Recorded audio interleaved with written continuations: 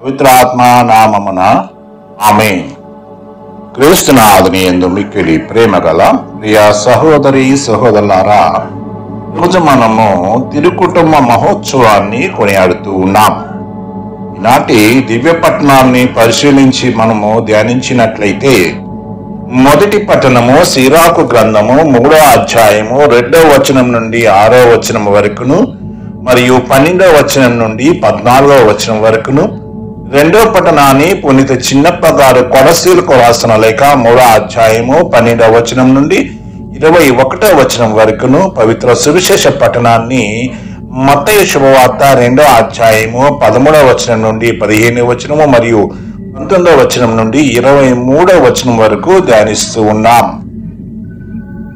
ప్రియమైన సహోదరి సహోదరులారా, నేడు మనం యేసు మరియు యోసేపుల తిరుహృదయ మహోత్సవాన్ని కొనియాడుతూ ఉన్నాం. ఈనాడు మన తల్లి శ్రీసభ కుటుంబ మహోత్సవాన్ని కొనియాడుతూ మనందరినీ కూడా తిరు కుటుంబాన్ని ఆదర్శంగా తీసుకొని జీవించమని తెలియజేస్తుంది. మేరకు తిరు కుటుంబం అంటే మరియ తల్లి, జోజప్ప గారు, బాలయేసు వారి యొక్క సుగుణాలను మనం కూడా ఆదర్శంగా తీసుకొని అలవాటు చేసుకొని జీవించడానికి ప్రయత్నం చేయమని తిరుసభ మనల్ని ఆజ్ఞాపిస్తూ ఉన్నది. ఫ్రాన్సిస్ పోప్ గారు చెప్తూ ఉన్నారు, కుటుంబంలో తల్లిదండ్రులతో పాటు తాత, అమ్మమ్మ, నాయనమ్మ వంటి వ్యక్తులు కూడా చాలా ముఖ్యమని చెప్పి వారు మనకు వారసత్వాన్ని అందించేటువంటి గొప్ప సంపద అని ఫ్రాన్సిస్ గారు చెప్తూ ఉన్నారు. మరి కాలం మారిపోతూ ఉంది, స్థితులు మారిపోతూ ఉన్నాయి, ఆశలు, ఆలోచనలు, అంతిమ లక్ష్యాలు కూడా మారిపోతూ ఉన్నాయి. జీవిత ప్రయాణం వేగంగా జరిగిపోతూ ఉంది. వైజ్ఞానిక మరి పురోగమంలో జీవితం ఒక యాంత్రికంగా మారింది. మరి వ్యక్తులకు చూపించవలసినటువంటి గౌరవం మారిపోయింది. మరి వారికి ఇవ్వవలసిన విలువ వస్తువులకు మారిపోతూ ఉన్నది. స్నేహితుని కంటే కూడా ఈనాడు సెల్ ఫోన్ చాలా ముఖ్యమైపోతూ ఉన్నది. మిత్రుడు కింద పడిపోతే లేవన్నట్టే సమయం కూడా మనకు ఉండటం లేదు. మత్తు మైకంలో వస్తు వ్యామోహంలో పడిపోవడానికి సమయాన్ని వెతుకుతున్నాం. కానీ ఈనాటి మనిషి కుటుంబంలో ఉన్న పరిస్థితులు అందుకు భిన్నంగా ఏమీ ఉండటం లేదు. అలా అని అన్ని కుటుంబాలు ఇలాంటి దుర్భర స్థితిలోనే ఉన్నాయని మాత్రం నేను చెప్పను. ఎందుకంటే కుటుంబ విలువలు మారుతున్నాయి, ఆప్యాయత, అనురాగాలు, ప్రేమలు సన్నగిలుతున్నాయి, పరస్పరమ అవగాహన, అంగీకారము చేజారిపోతున్నాయని మాత్రం మనం నేటి ప్రస్తుత కాలమాన పరిస్థితులను బట్టి గమనిస్తే ప్రతి ఒక్కరికి అర్థమయ్యేటువంటి ఒక నిజ సత్యం. మరి ఈ తరుణంలో మన కుటుంబాలు నజరేతు పవిత్ర కుటుంబాన్ని పోలి జీవించడం ఎంతో ఆవశ్యకత, ఉత్తమమైనదని చెప్పి చెప్పవచ్చు. సహోదరి సహోదరులారా, కుటుంబాలు సమాజానికి పట్టుకొమ్మలు, పునాదులు. కుటుంబం బాగుంటే సమాజం బాగుంటుంది.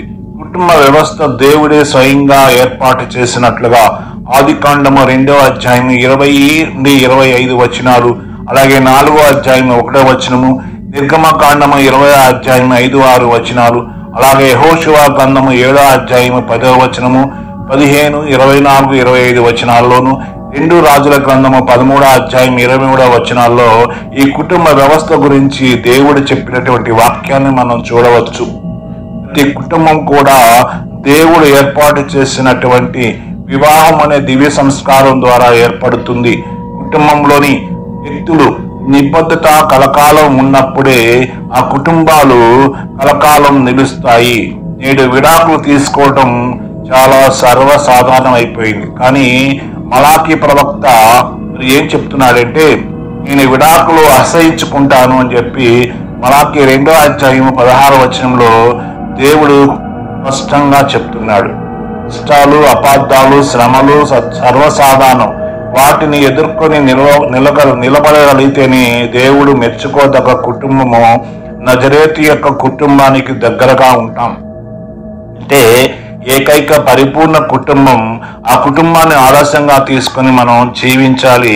ప్రియ సహోదరి సహోదరులారా, మరి పోప్ ఫ్రాన్సిస్ గారు చెప్తూ ఉన్నారు, a family is a modern church అని చెప్పి చెప్తున్నారు. కుటుంబమే ఒక చిన్న దేవాలయం అని చెప్పి ఆయన మనకి చెప్తూ ఉన్నాడు. కాబట్టి మరి పవిత్ర తిరు కుటుంబం ఏ విధంగా ఉండాలని మనము మరి ధ్యానించినట్లయితే మరి దేవుని యొక్క ప్రియ కుమారుడైనటువంటి క్రీస్తు ప్రభు ఈ లోకంలోకి ప్రవేశించిన మరుక్షణమే మనకిచ్చినటువంటి వెలకట్టలేని అత్యంత విలువైన అమరమైన బహుమానం ఏమిటంటే కుటుంబం. ఈ భూమిలో దివ్యమైన దేవుని ఉచితమైన ఉదారమైన ఒక కానుక ఈ పవిత్ర కుటుంబం. ప్రియ కుమారుని అత్యంత ప్రియమైన మొట్టమొదటి బహుమానం, ముచ్చటైన బహుమానం, మహిమగల బహుమానం యేసు మరియా యోసేపులో నజరేతులో ఉన్నటువంటి పవిత్ర కుటుంబం. సహోదరి సహోదరులారా, పరస్పర విశ్వాసం ఉన్న సభ్యుల మధ్య ఏర్పడేటువంటి ఘనమైన అనురాగమే కుటుంబం అని మనం చెప్పవచ్చు. ఆ కుటుంబానికి ప్రేమ ప్రతీక, విశ్వాసం పునాది అవుతుంది. క్రీస్తు ప్రభు మత్తయి శుభవార్త 7వ అధ్యాయం 24లో ఇలా తెలియజేస్తున్నాడు. తన ఇంటిని అంటే కుటుంబాన్ని రాతి పునాదిపై అంటే విశ్వాసం మీద నిర్మించుకున్నవాడే బుద్ధిమంతుడు అంటే ఆత్మస్వరూపుడు. అటువంటి కుటుంబాన్ని ఇసుక గోడలు కూడా ఆపలేవు, ఇసుక పునాదులు కూడా అడ్డుకోలేవు అని చెప్పి ప్రభు స్వయంగా తన వాక్యంలో మనకి వాగ్దానం చేస్తూ ఉన్నాడు. ప్రియ సహోదరి సహోదరులారా, యేసు మరియా యోసేపు కుటుంబం ఒక పవిత్ర కుటుంబం. కారణం ఏమిటంటే వారు ఈ లోక సంబంధమైన నివాసంపై ఆధారపడలేదు అని పరలోక విశ్వాసంపై తమ జీవితాన్ని నిర్మించుకున్నారు. అదే విధముగా కుటుంబం ఒక ప్రార్థనా సమాజం. ప్రార్థన చేసుకోవడమే కాదు, కలిసి ప్రార్థించడం చాలా ముఖ్యం. దివ్య పూజ, దివ్య సప్రసాదము, ఇతర దివ్య సంస్కారాల ఎడల ముఖ్యంగా ఆదివారాల్లోనూ అప్పు పండుగల్లోనూ కుటుంబ సమేతంగా పాల్గొనాలి. నైతిక విలువలు మొట్టమొదట మరి ఆధ్యాత్మిక ప్రవచనాలు, సాంఘిక పుణ్యక్రియలు వంటివి ఇవన్నీ కూడా మొట్టమొదట మనం నేర్చుకునేది కుటుంబ వ్యవస్థలోనే. అంటే విశ్వమానంగా శక్తి, చనువుగా ప్రేమ కుటుంబంలో తప్ప ఆ అనుభవాన్ని మరెక్కడ మనము పొందలేము. ఇక్కడే వ్యక్తిగత సాంఘిక కోణాలలో జీవితం మొదలవుతూ ఉన్నది, బలపడుతూ ఉన్నది. ఇక్కడనే బిడ్డలు ఆరోగ్యకరమైన ఆత్మ గౌరవాన్ని నేర్చుకుంటారు. తమ భావాలను ఎలా వ్యక్తం చేయాలనేది తర్ఫీదు పొందుతారు. ఆధ్యాత్మిక సత్యాలను జీర్ణించుకొని వంట పట్టించుకునేది కూడా, దేవునితో సత్సంబంధాన్ని ఏర్పరచుకునేది కూడా కుటుంబ వ్యవస్థలోనని మనం గమనించాలి. సహోదరి సహోదరులారా, ఇక యోసేపు గారిని మనం తీసుకున్నట్లయితే వడ్రంగి అతడి వృత్తి అయినప్పటికీ కూడా దీనితోనే కుటుంబాన్ని ఆయన పోషించాడు. కష్టజీవి, మరి భర్తలకు ఆదర్శమూర్తిగా జీవించాడు. దేవునికి విధేయుడై జీవించినట్లుగా మత్తయి శుభవార్త 1వ అధ్యాయం 24వ వచనం మనం చదువుతున్నాం.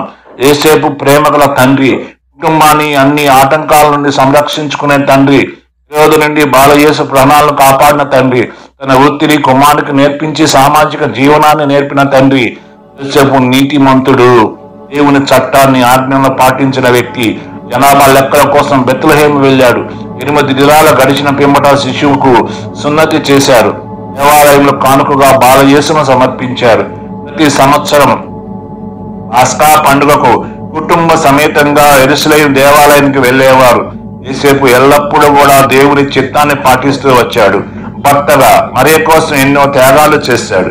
ఎవరైతే యోసేపు వలె జీవిస్తూ తమ ఇల్లాలను ఎటువంటి కష్టపడకుండా, కష్టం రాకుండా, తనని కన్నీటి పెట్టించకుండా చూసుకుంటారో వారు కూడా దేవుని దృష్టిలో నీతిమంతులు అవుతారని మనం అర్థం చేసుకోవాలి. అధిక దీవెనలు పొందుతారు. అలాగే కుటుంబం కూడా ప్రేమానురాగాలతో అలరారుతూ ఉన్నది. సహోదరి సహోదరులారా, ఇకపోతే మనం మరియ గురించి మనం ధ్యానించినట్లయితే దేవుని చిత్తాన్ని ఎరిగి దైవ కుమార్ని తన గర్భంలో మోసింది. అందరి అమ్మల వల్లనే మరియ కూడా బాలయేసును అల్లారు ముద్దుగా పెంచుకుంది. మా అనురాగాలు పంచింది. అందరి వలె కుటుంబాన్ని చక్కదిద్దింది. మరియా ఒక గొప్ప తల్లి, ఆదర్శమూర్తి. బాలయేసు యెరూషలేములో తప్పిపోయినప్పుడు ఎంతగా తల్లడిపోయిందో ఈనాటి మనం సువిశేష పట్టణంలో చదువుతూ ఉన్నాం. యేసు మరి ప్రాయంలోను జ్ఞానంలోను ఎరుగుటకు ఎంతో తోడ్పడుతూ ఉన్నది. యేసు నిశ్చిత కార్యాన్ని సంసిద్ధతలో కూడా మరియ తల్లి తోడ్పడుతూ వచ్చింది. శిలువ వరకు ఆయనతో కలిసి నడిచింది. ఆయన శ్రమల్లో పాలు పంచుకుంది. ప్రథమ శిష్యురాలుగా యేసును అనుసరించింది మరియా. కాబట్టి కుమారుని చిత్త ప్రకారమే ఆమె అందరికీ అంటే తిరుసభకి తల్లిగా ఈరోజు మనము కొనియాడుతూ ఉన్నాం. నేటి కాలంలో మరి ఈ గృహిణులందరూ కూడా మరియ తల్లి జీవితాన్ని ఒక ఆదర్శవంతమైన జీవితంగా తీసుకొని మరియ తల్లి జీవితాన్ని ఆదర్శంగా తీసుకుని జీవించాలి. ఒక మంచి ఆదర్శని గృహిణిగా యోసేపుతో కలిసి జీవించాలి. ఈ గృహిణి కూడా మరియ తల్లి వలె ప్రార్థనా జీవితాన్ని జీవించాలి. భర్తను పిల్లలను ప్రేమించాలి, వారి పోషణకై కష్టపడాలి. ఇది మరియ తల్లి మనకు నేర్పిస్తున్నటువంటి ఆదర్శవంతమైన జీవితం. ఇక క్రీస్తు ప్రభును మనం తీసుకున్నట్లయితే తన బహిరంగ జీవితాన్ని ప్రారంభం వరకు కూడా ఆయన తల్లిదండ్రుల వద్దే ఉన్నారు. వారికి విధేయుడై జీవించారు. కుటుంబ కష్టాలను పంచుకున్నాడు. యోసేపుతో కష్టించి పని చేసినటువంటి వ్యక్తి క్రీస్తు ప్రభు. ఆయనకి సహాయకారిగా జీవించాడు. అలాగే ఆధ్యాత్మిక విషయాల్లో కూడా ఎదిగాడు. శిలువ శ్రమల్లో మరణించే ముందు మరియ తల్లిని ఒంటరిగా చూడటం ఇష్టం లేక తన ప్రియ శిష్యుడైన యోహానుకు తల్లి ఆ బాధ్యతలను అప్పగించారు. ఈరోజు ఎంతో మంది క్రీస్తు వలె తల్లిదండ్రులను ప్రేమిస్తున్నారా? మరి ఆత్మ పరిశీలన చేసుకోవాలి. తల్లిదండ్రులకు కంటికి రెప్పలా చూసుకోవాలి. వయసు పైబడిన తర్వాత వారిని ఉంచవలసింది వృద్ధాశ్రమంలో కాదు, హృదయాశ్రమంలో అని గ్రహించాలి ఈనాటి పిల్లలు. కాబట్టి ప్రియ సహోదరి సహోదరులారా, ప్రతి క్రైస్తవ కుటుంబం ఒక తిరు కుటుంబాన్ని ఆదర్శంగా తీసుకొని భర్త యేసేపుగా, భార్య మరియగా, పిల్లలు యేసుగా ప్రవేశం చేయాలి. అనేక సమస్యలు, అవరోధాలు తిరు కుటుంబంలో వచ్చినట్లు మన కుటుంబాల్లో కూడా నిత్యం వస్తూనే ఉంటాయి. ఈ సందర్భంలో మనం గుర్తుంచుకోవాలి, ఆనాడు ఏ కుటుంబం అనుభవించిన కష్ట నష్టాలను ఈ పవిత్ర కుటుంబం అనుభవించింది. ఒక నిండు చూడాలు అప్పుడే ప్రసవించిన స్త్రీ ఎముకల కొరికే చలిలో బెత్లెహేము నుండి ఐగుప్తు దేశానికి ప్రయాణం అయిపోయారు. హెరోదు రాజు భార్య నుండి తన సామ్రాజ్యంలో పుట్టిన మగబిడ్డలను చంపుతున్నటువంటి ఆజ్ఞ జారీ చేసినప్పుడు మరియ యోసేపు లోకరక్షకుడైన క్రీస్తును సంరక్షించి మన రక్షణకు ప్రసాదించడానికి దోహదపడ్డారు. కనుకనే నజరేటు కుటుంబం ఒక వర్ణాతీత కుటుంబం, ఒక సువర్ణ కుటుంబం. ఆ తిరు కుటుంబం రక్షణం మరి ఏమిటంటే ఆ కుటుంబం విశ్వాసపాత్రమైన కుటుంబం. ఆ కుటుంబం లక్ష్యం ఆత్మీయం. ఎందుకంటే ఇహలోక కష్టాలు, ఇబ్బందులు, అలజడులు, అపార్థాలు ఆ కుటుంబంలోని విశ్వాసాన్ని విచ్ఛిన్నం చేయలేకపోయాయి. ఇహలోక ఆలోచనలు, ఆరాటాలు, అంతస్తులు, అపవిత్రత, అశుద్ధత ఆ కుటుంబంలోని ఆత్మీయతను అపహరించలేకపోయాయి. ద్వారా మన కుటుంబాలు కూడా ఆ తల్లి అయిన శ్రీసభలో నజరేతు కుటుంబ విశ్వాసాన్ని, ఆత్మీయతకు ఆలయంగా నిలబడాలని మనం ప్రార్థించాలి. తిరు కుటుంబం నుండి నేర్చుకోవాల్సింది ఏమిటంటే, మరియ యోసేపు కష్టజీవులు కనుక ఒకరికొకరు తోడుగా సహాయంగా ఉన్నారు కాబట్టి, ఒకరినొకరు అర్థం చేసుకున్నారు కాబట్టి, బాలయేసుని ఎంతో ప్రేమగా పెంచారు కాబట్టి, ఆప్యాయంగా చూశారు కాబట్టి ఆ బాలయేసు ఆ కుటుంబానికి పవిత్రతను ఆపాదించి పెట్టారని మనం గుర్తిరగాలి. సహోదరి సహోదరులారా, ఇక కుటుంబంలో తల్లిదండ్రులు పిల్లల బాధ్యతల గురించి 2వ పట్టణంలో మనం చదువుతూ ఉన్నాం. నేటి మొదటి పట్టణం తల్లిదండ్రులను గౌరవించాలని బోధిస్తుంది. ఇది బిడ్డల బాధ్యత. తల్లిదండ్రులను గౌరవించే వారికి దేవుడు వరాలను వాగ్దానం కూడా చేశాడు. తండ్రిని గౌరవించేవాడు తన పాపాలను ప్రాయశ్చిత్తం చేసుకున్నట్టే, తల్లిని సన్మానించేవాడు నిధిని చేకున్నట్లే అని, తండ్రిని ఆదరించేవాడు దీర్ఘాయుష్యవంతుడవుతాడని, తల్లిని సంతోషపెట్టేవాడు దేవునికి విధేయించినట్లేనని మరి 3వ అధ్యాయం 3వ వచనం నుండి 6వ వచనం వరకు మనం చదువుతూ ఉన్నాం. ఈ తల్లిదండ్రులను గౌరవింపుడు అట్లయినా మీ దేవుడైన యావే మీకు ప్రసాదించిన దేశంలో చిరకాలం మీరు జీవితులని నిర్గమాకాండము 20వ అధ్యాయం 12వ వచనంలో రాయబడి ఉన్నది. మరి 10 ఆజ్ఞల్లో మనం చూస్తున్నాం. ఎఫెసీయులకు రాసిన లేఖలో ఆ విధంగా తెలియజేస్తూ ఉన్నాడు. 1, బిడ్డలారా ప్రభువునందు మీరు ఈ తల్లిదండ్రులకు విధేయులై ఉండాలి అని చెప్పి. 2, నీ తల్లిదండ్రులను గౌరవించు, ఇది వాగ్దానముతో కూడిన ఆజ్ఞ. కాబట్టి ఆ వాగ్దానము నీకు క్షేమం కలుగుతుంది. నీవు భూమి మీద చిరకాలం జీవిస్తావు.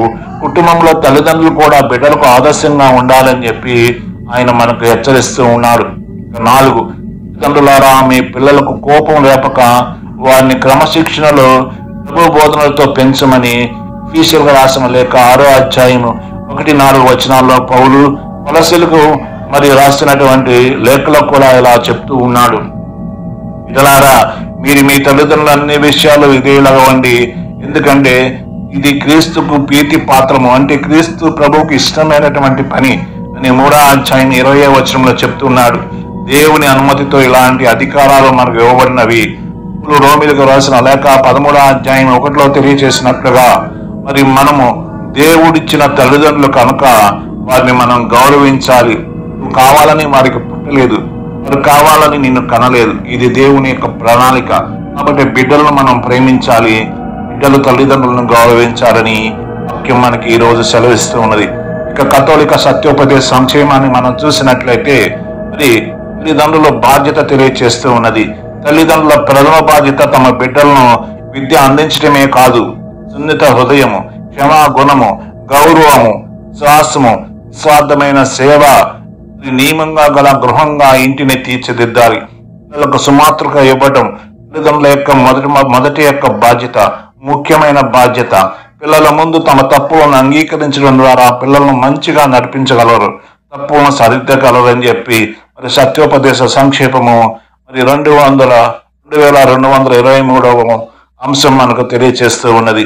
మరి క్రీస్తు కుటుంబాలు ప్రభు రక్షకుడైన క్రీస్తుతో సత్సంబంధం కలిగి ఉండాలి. కాబట్టి వారి కుటుంబాలకు అధిపతిగా మనం క్రీస్తును అంగీకరించాలి. కుటుంబాలను ఆయన తిరుహృదయానికి అంకితం చేయాలి. భార్య భర్తల మధ్య సంబంధం గురించి పౌలు ఎఫీషియల్గా రాసిన లేఖ 5వ అధ్యాయం 22-26లో తెలియచేస్తూ ఉన్నాడు. క్రీస్తు తిరుసభను ప్రేమించినట్లే భర్త భార్యను ప్రేమించాలి, భార్య భర్తను గౌరవించాలని వాక్యం సెలవిస్తూ ఉన్నది. చివరిగా లోకమంతా దేవుని కుటుంబమే, అందరూ మన సోదరులన్న భావం కలిగి జీవించాలి. అప్పుడే మనలో శాంతి సమాధానము ఉంటుంది. దేవుడు మన కుటుంబాలను దీవిస్తారు. అందుకే ఈరోజు సువిశేషంలో ఒక వాక్యం చెప్పబడుతుంది. యేసు జ్ఞానమందును ప్రాయమందును దైవ చిత్తం ప్రకారం జీవించినట్లుగా మనము చూస్తూ ఉన్నాం. కనుక మనము కూడా దేవుని యందు భక్తి కలిగి విశ్వాసం కలిగి యోసేపు జోజేపును మరి జోజప్ప గారిని మరియమ్మ గారిని కూడా ఆదర్శంగా తీసుకుని సులాగా మన బిడ్డలను పెంచడానికి ప్రయత్నించుదాం. మరి కష్టాలు నష్టాలు భరించినప్పటికీ అంతిమంగా దేవుని చిత్తాన్ని నెరవేర్చడానికి ప్రతి ఒక్కరూ నీతిమంతులుగా జీవించడానికి ప్రయత్నించుదాం. మనం చేసే ప్రార్థన ఫలితాన్ని దేవుడు అంగీకరించి కుటుంబాలను ఆశీర్వదించి నీతిమంతులుగా ఫలించే విధంగా దేవుని ఆశీర్వాదాలు పొందుకోవడానికి ప్రయత్నిద్దాం. తిరు కుటుంబ పండుగ సందర్భంగా మీ అందరికీ పండుగ శుభాకాంక్షలు తెలియజేస్తూ ప్రతి కుటుంబం కూడా యోసేపు మరియు యేసులాగా తయారు కావాలని ఆకాంక్షిస్తూ ఒక చిన్న వాక్య పరిచర్య మనందరిని దీవించి కాచి కాపాడును గాక. ఆమేన్, ఆమేన్, ఆమేన్, ఆమేన్, ఆమేన్, ఆమేన్, ఆమేన్.